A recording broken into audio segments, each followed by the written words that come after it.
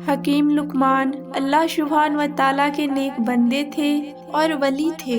حکیم لقمان رحمت اللہ علیہ کی ولادت حضرت داؤد علیہ السلام کے دور میں ہوا اور آپ کا وصال حضرت یونس علیہ السلام کے دور میں ہوا، جو گلما کے قریب ہے، اور گلما فلسطین میں واقع ہے۔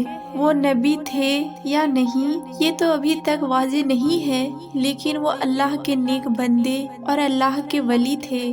لقمان کے معنی بہت زیادہ عقل والا ہے۔ آپ کے نام میں حکیم آتا ہے اور حکیم طبیب کو کہتے ہیں۔ اللہ تعالیٰ نے حکیم لقمان کو حکمت اور دانائی بخشی تھی۔ آپ کی حکمت کی یونان میں بہت مشہوریت ہے، جسے طب یونانی کہتے ہیں۔ قرآن پاک میں اگر کسی کا ذکر آ جائے تو وہ چیز بڑی عظمت والی اور وقار بلند ہو جاتا ہے، مگر یہاں تو اللہ سبحانہ و تعالیٰ نے حکیم لقمان کے نام سے ایک پوری سورت نازل فرمائی ہے۔ ان کے حکمت اور دانائی کے بہت سارے واقعہ موجود ہیں۔ ان میں سے ایک واقعہ آپ کی خدمت میں پیش ہے۔ کہا جاتا ہے حکیم لقمان کے دور میں ہر چیز کو زبان دی گئی تھی، ہر بے زبان کو زبان تھی۔ جڑی بوٹیاں خود بول کر حکیم لقمان کو بتا دیتی تھی کہ ہم اس مرض کی دوا ہیں یا ہم سے اس مرض کی شفا لے لو۔ اس حوالے سے ایک واقعہ بہت مشہور ہے کہ حکیم لقمان نے سمندر کے دوسرے کنارے کو ڈھونڈنے کا فیصلہ کیا۔ ان کے پاس ایک طوطا تھا جو ان سے باتیں کیا کرتا تھا۔ حکیم لقمان نے اپنی حکمت سے جڑی بوٹیوں سے ایک ایسی دوا تیار کی جس کے کھانے سے طوطا بغیر کچھ کھائے پیے اور بنا تھکے 6 مہینے تک اپنی اڑان کو جاری رکھ سکتا تھا۔ حکیم لقمان نے 2 ایسی گولیاں تیار کر دی، ایک اپنے طوطے کو کھلا دیا اور دوسری گولیاں طوطے کے گلے میں باندھ دی، اور طوطے کو نصیحت کی کہ تم اس گولی کو کھا کر 6 مہینے تک بنا تھکاوٹ کے، بنا بھوک پیاس کے اڑ سکتے ہو، اور ساتھ ہی یہ نصیحت کی کہ اگر تمہیں کہیں پر بھی بھوک اور پیاس یا تھکاوٹ محسوس ہو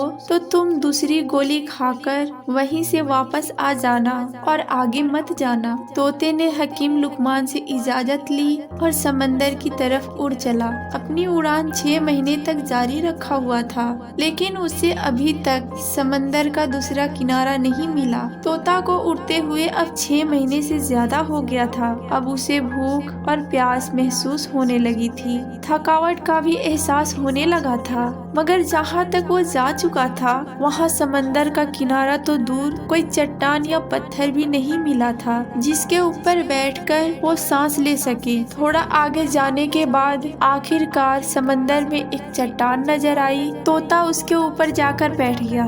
دراصل وہ چٹان نہیں بلکہ ایک بہت بڑی مچھلی تھی، لیکن طوطے کو اب تک نہیں پتا تھا کہ یہاں چٹان نہیں ایک بہت بڑی مچھلی ہے۔ تھوڑی دیر میں اس مچھلی نے تھوڑی حرکت کی تو طوطا بہت حیران اور پریشان ہو گیا۔ وہ دیکھنے لگا کہ یہ آخر چٹان ہل کیوں رہا ہے۔ جب مچھلی نے اپنا منہ باہر نکالا تو وہ مچھلی بھی اس طوطے کو دیکھ کر حیران ہو گئی اور اس طوطے سے بات کرنے لگی، کیونکہ اللہ سبحانہ و تعالیٰ نے اس وقت ہر جاندار کو زبان بھی دی تھی۔ اس لیے مچھلی نے طوطے سے پوچھا کہ تم کون ہو اور یہاں تک کیسے پہنچے؟ طوطے نے کہا تم کون ہو؟ تو مچھلی نے بتایا کہ میں اس سمندر کی مخلوق ہوں۔ تب طوطا بہت حیران ہوا اور بولنے لگا کہ اللہ کی پناہ، میں نے اپنی زندگی میں اتنی بڑی مخلوق کبھی نہیں دیکھی۔ پھر اس طوطے نے بتایا کہ میں حکیم لقمان کا طوطا ہوں اور مجھے حکیم لقمان نے سمندر کا دوسرا کونا ڈھونڈنے کے لیے بھیجا ہے۔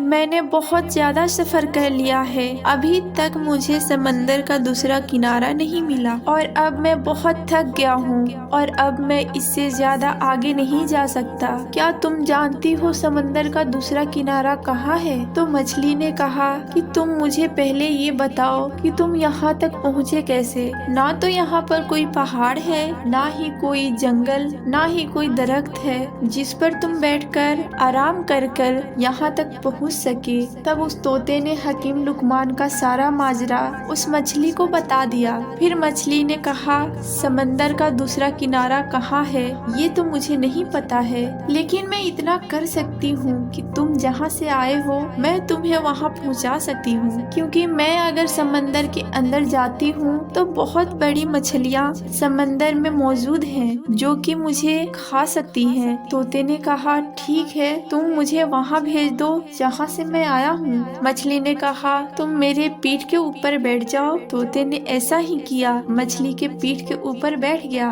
और फिर मछली ने पलक झपकते ही उस तोते को उस जगह पर पहुँचा दिया जहाँ से वो तोता चला था। तोता ये देखकर कहने लगा कि मुझे तो 6 महीने लग गए थे वहाँ तक पहुँचने में और तुमने मुझे पलक झपकते ही यहाँ तक पहुँचा दिया। तोता बहुत हैरान हुआ और सोचने लगा कि अभी तो ये मछली ये भी दावा कर रही है कि उससे भी बड़ी मछलियाँ मौजूद हैं। तोता हकीम लुकमान के पास गया और जाकर अपना सारा माजरा सुना दिया। तो हकीम लुकमान ये सुनकर बहुत हैरान हुए और अल्लाह की बरगाह में सजदा किया। कहने लगे कि अल्लाह पाक, बेशक तू ही जानता है कि समंदर का दूसरा किनारा कहाँ है।